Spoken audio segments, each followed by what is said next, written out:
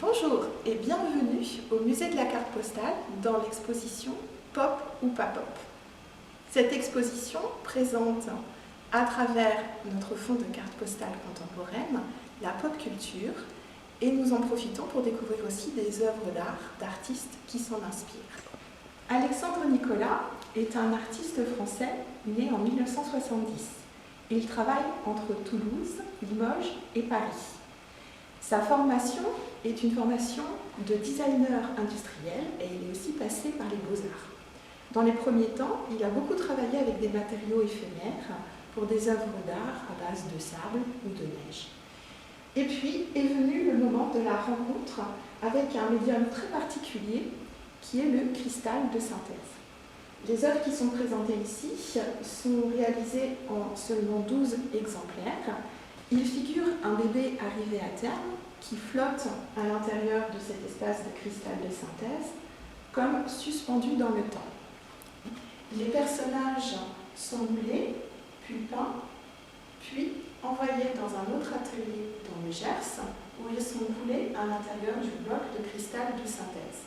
Ce médium est véritablement la marque de fabrique d'Alexandre Nicolas.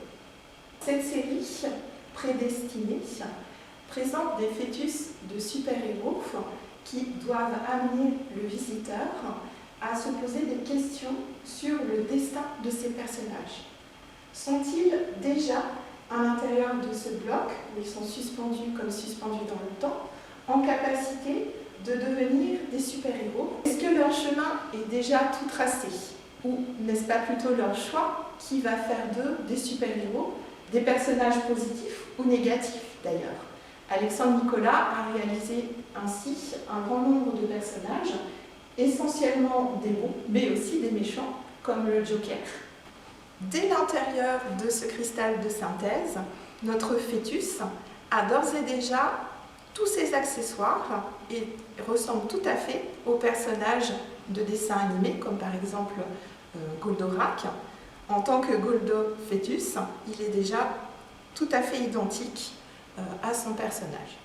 Le Yoda fœtus, lui par contre, est présenté nu, avec une sorte de peau veloutée ou peut-être même une aura qui se diffuse autour de lui dans cet espace où il est en train de flotter.